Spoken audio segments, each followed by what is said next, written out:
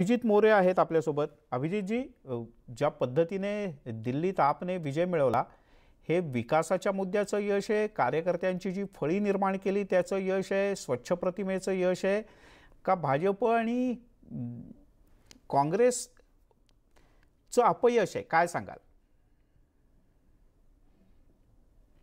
मला वाटतं की तुम्ही जे उल्लेख केलेला आहे की जनतेच्या सर्वसामान्य आणि अतिशय मूलभूत प्रश्नांच्या बद्दल आम आदमी पक्षाने जे काही काम केलेलं आहे त्या कामाला जनतेने दिलेली ही पोचपावती आहे।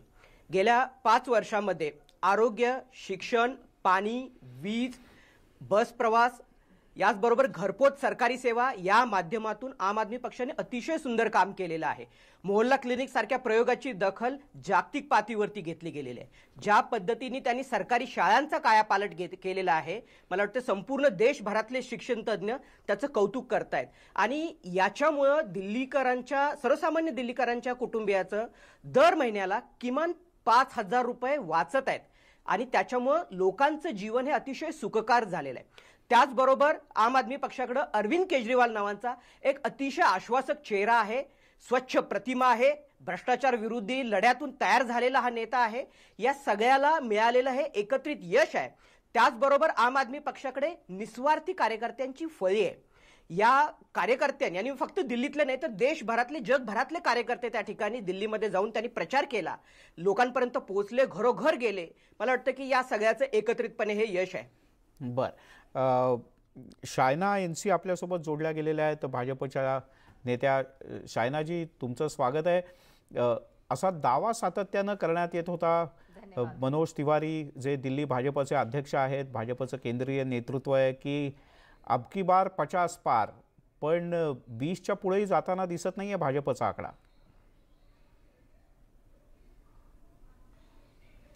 देखिए, सबसे पहले तो मैं ये कहना चाहती हूँ, हम अन्य दल के जैसे नहीं है। प्रजातंत्र लोकतंत्र की खूबी है कि हार और जीत होता है, लेकिन जो जीता वही सिकंदर। तो पहले तो अभिनंदन आप पार्टी को, जिस पार्टी ने सिर्फ free free free free free बोल के हर चीज को ऐसे बताया जताया कि जैसे उन्होंने किया। लेकिन मैं थोड़े गंभीर सवाल जरूर उठाना चाहती हूँ। उन्होंने कहा 500 नए स्कूल, कहाँ है ये स्कूल शिक्षा के लिए? उन्होंने कहा 20 नए कॉलेज, कहाँ है ये कॉलेज शिक्षा के लिए? उन्होंने कहा 15 लाख सीसीटीवी कैमरा, कहाँ है ये सीसीटीवी कैमरा महिला सुरक्षा को लेके? तुम्ही हे मुद्दे सांगताय, पण आता निवडणुकांमध्ये मतदान केलं ना लोकांनी त्यावर। कहाँ है ये मुद्दे? शायनाजी, तुम्ही हे मुद्दे सांगताय, पण यावर दिल्लीकरांनी मतदान केलं, दिल्लीकरांनी आपलाच मतं दिली। अभिनंदन त्यांना, हो मान्य आहे आणि अभिनंदन त्यांना, परंतु मला हे प्रश्न विचारायचा है कि आप पार्टी ने सिर्फ झूठ झूठ झूठ बोल के लोगों को बहकाया है। कहीं ना कहीं इस जनादेश को हम स्वीकार करते हुए ये जानते हैं कि जो 67 से 56 तक पहुंचे तो उनका भी घटा, भारतीय जनता पार्टी का 3 से 14 तक पहुंचा तो हमारा भी बढ़ा।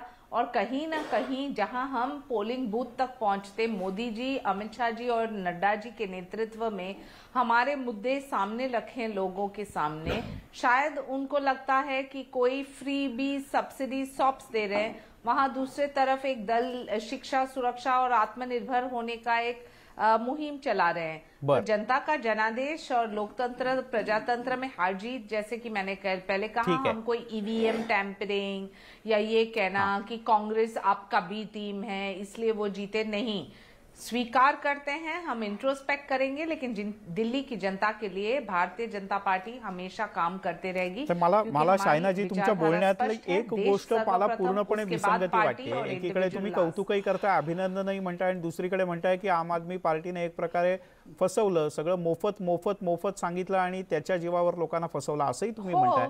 दिल्लीतले लोक तर एवढे काही वेडे नाहीत ना की त्यांनी असं फसवून सगळे मतं दिली, एक गठ्ठा आपला। नाही, तुमचं समोर आहे। तुम्ही मला सांगा, हे 15 लाख सीसीटीव्ही कॅमेराज कुठे आहे? 1 महिना आम्ही प्रचार केला दिल्लीमध्ये, तिथे 500 त्यांचे पक्षाध्यक्ष अमित शाह ज्या ठिकाणाहून भाषण करत होते त्याच्यावरतीच 3 सीसीटीव्ही कॅमेरे होते। लोकांनी स्वतः फुटेज काढून अमित शाहना दाखवलं। दिल्लीमध्ये 1 लाख कॅमेरे, सीसीटीव्ही कॅमेरे लागलेले आहेत, त्यांचे फुटेज लोकांनी स्वतःहून काढून दाखवले। तुम्हाला 15 लाख अहो, सांगून गृहमंत्री 3 तोंडावरती दिलं, पडले खूप सगळे जास्त तिथे. दिलं तुम्ही. गृहमंत्री तोंडावरती पडले. अहो, सुरुवातीला ते म्हटले एक बघा, सुद्धा सीसीटीव्ही कॅमेरा नाही. बघा, त्याच्यानंतर आम्हाला म्हटलं की काही ठिकाणी सकारात्मक लागलेले आहेत, काही कॅम्पेन ठिकाणी नंतर चालायचंय हळूहळू आणि तेच आम्ही आम करणार. आदमी पक्षाच्या आमचं कॅम्पेनचा लक्ष्य प्रतिवाद स्पष्ट भाजपला आहे. करता आला नाही. प्रगती आणि शाळेच्या बाबतीमध्ये प्रगती त्यांनी आणि सादर विकास. केलेली आकडेवारी तुम्ही ही तोडफोडची पूर्णपणे राजनीती चुकीची करणार आहे. तर तुम्हाला सगळ्या माहिती आहे की दिल्लीतल्या तुम्ही लोकांना माहिती आहे कशासाठी की करताय. दिल्लीमधली जमीन बरं. ही डीडीएकडे आहे. डीडीए ही दिल्लीची बरं, ठीक आहे. जनताला हे अभिजित पण जी. माहिती दिल्लीमध्ये आहे की सरकारने आपचं पार्टी 33 आपसाठी नवीन शाळा आहेच बनवल्या आणि नाही. 20,000 नवीन क्लासरूम बनवले. आपचं पार्टी 20,000 क्लासरूमचा आपसाठी अर्थ होतो की आहेच 500 नाही. नवीन शाळा. हे मोठं गोष्ट सांगायची काय बर गरज नाही आता. आपल्यासोबत महेश तपासे सुद्धा आहेत, राष्ट्रवादीचे प्रवक्ते आहेत तुम्ही आणि अजूनही धडा घेतलेला वकील दिसत नाही आहेत. त्याच्यातून. अभिजितजी मी येतो तुमच्याकडे. महेश तपासे, काय नेमकं काँग्रेसचं असं झालं की गेल्या वेळेलाही नाही, या वेळेलाही काँग्रेसला खातं उघडता आलं नाही? तुम्हाला असं वाटतं की केंद्रातला प्रमुख विरोधी पक्ष आणि राज्यातला सत्ताधारी असलेला हा पक्ष आणि तुमचा मित्र पक्ष बेसिक पासूनच कमी पडला? दिल्ली विधानसभेच्या निवडणुकीकडे फक्त ह्या निवडणुकीकडे न पाहता पहिल्या दोन्ही निवडणुकीही आपण पाहिले पाहिजे. पहिली त्यांची निवडणूक ही काँग्रेसच्या विरोधामध्ये झाली, जेव्हा शीला दीक्षित ह्या तिकडच्या मुख्यमंत्री होत्या आणि काँग्रेसच्या मोठ्या नेत्या होत्या. दुसरी निवडणूक ही भाजपच्या विरोधामध्ये झाली आणि आताची निवडणूक ही स्वतःची ताकद रिइस्टॅब्लिश करण्यासाठी झाली. म्हणजे तिन्ही वेळेला आव्हानं वेगवेगळी होती. दुसऱ्या निवडणुकीत दुसऱ्यांदा जेव्हा केजरीवाल परत झाले, मुख्यमंत्री झाले, तेव्हा त्यांनी म्हणजे भाजपला अतिशय नामोहरम करून तिसऱ्या म्हणजे 3 त्यांचे आमदार पर्यंत मर्यादित ठेवलं. आता भाजपची ताकद वाढते असे दिसते. काँग्रेस पक्षाच्या संदर्भामध्ये निश्चितच आम्ही म्हणू की काँग्रेसला ज्या पद्धतीने दिल्लीमध्ये कमबॅक करायला पाहिजे होतं ते कमबॅक झालेलं नाही. परंतु आयडिओलॉजिकल लेवलला जर पाहिलं तर आज आम आदमी पार्टी ही आयडिओलॉजीच्या दृष्टिकोनातून काँग्रेस विचारसरणी किंवा सेक्युलर विचारसरणी किंवा विद्यमान केंद्र शासनाच्या विरोधातल्या विचारसरणीमध्ये आहे. त्याच्यामुळे काँग्रेस नाही आली परंतु आम आदमी पार्टी आली, ह्या गोष्टीचा आम्हाला आनंद आहे. आणि मगाशी जसे अभिजित मोरे सांगत होते, विकासाच्या मुद्द्यावर, विकासाच्या कामावर, मेहनतीच्या मुद्द्यावर, म्हणजे फक्त घोषणा न करता वास्तविकतेमध्ये केलेल्या गोष्टीची अंमलबजावणी करणं, हा जो केजरीवालांचा गुणधर्म आहे, त्याला दिल्लीच्या जनतेने साथ दिली, त्याला प्रतिसाद दिला आणि परत एकदा भरभरून मतं दिल्लीच्या लोकांनी आम आदमी पार्टी दिली. दुसरी गोष्टीकडे जर पाहिलं, ह्याच व्यासपीठावर केंद्राचे गृहमंत्री होते, ह्याच व्यासपीठावर देशाचे पंतप्रधान होते, ते देखील दिल्लीमध्ये वास्तव्य करतात. आणि एवढं दिल्लीचं राजकारण मोठ्या पद्धतीने भाजपच्या मागे उभं असताना देखील दिल्लीच्या विधानसभेच्या मतदारांनी त्यांना प्रतिसाद दिला नाही. महेश, मी तुमच्याकडे येतो, तुमचा मुद्दा लक्षात आला. मी परत येतो तुमच्याकडे. स्वाती लोखंडे आपल्या प्रतिनिधी आहेत. स्वाती, जल्लोषाचे ढोल तर थोडेसे थांबलेत आपल्या या चर्चेत सहभागी होण्याकरता, पण कार्यकर्ते फार खुश आहेत. तर नक्कीच कार्यकर्ते खुश असणारच, कारण ही विजयाची हॅट्रिक साधतात अरविंद केजरीवाल असं दिसतंय. त्यामुळे साहजिकच आहे की त्यांच्या आनंदाला उधाण आलंय. कोणत्या मुद्द्यांवर वाटते की अरविंद केजरीवालांनी ही हॅट्रिक साधली आहे? गेली 70 वर्षामध्ये जाती धर्माचं जे राजकारण चाललं होतं, त्या जाती धर्माच्या राजकारणाला पूर्णपणे उखडून टाकलेलं आहे. आणि भारताचा नागरिक म्हणा किंवा दिल्लीचा नागरिक म्हणा एवढा सुज्ञ झालेला आहे की त्यांनी कामावरती आम आदमी पक्षाला निवडून दिलेलं आहे.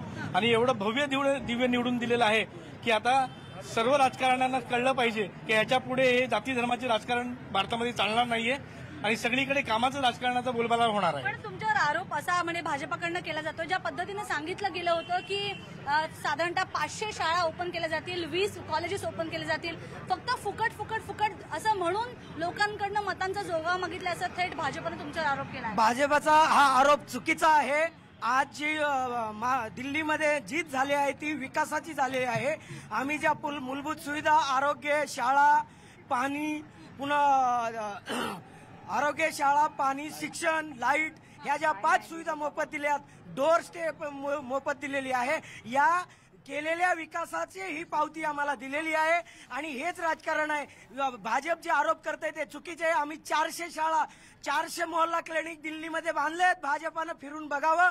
आणि आतापर्यंत जवळपास 14 लाख आम्ही 7 लाख जवळपास कॅमेरे लावलेले आहेत. अजूनही कॅमेरे लावण्याचं काम मोठ्या प्रमाणात चालू आहे. आपण बघतो की शायना एनसीने जो आरोप केला होता की सीसीटीव्ही कॅमेऱ्याचा त्या संदर्भात म्हटलं जातं, पण त्याचबरोबर आणखी एक महत्वाचा मुद्दा, तुम्हाला काय वाटतं की म्हणजे विकास आणि आणखी कोणत्या मुद्द्यावर हा जो काही हॅट्रिक साधता येते ती कशामुळे?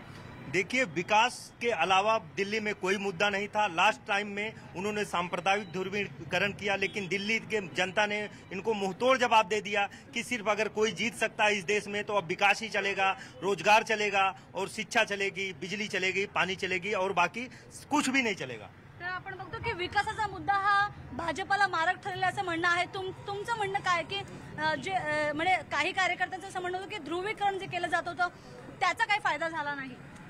गेली 70 वर्ष हेच चाललेलं आहे, ध्रुवीकरण केलं जात आहे.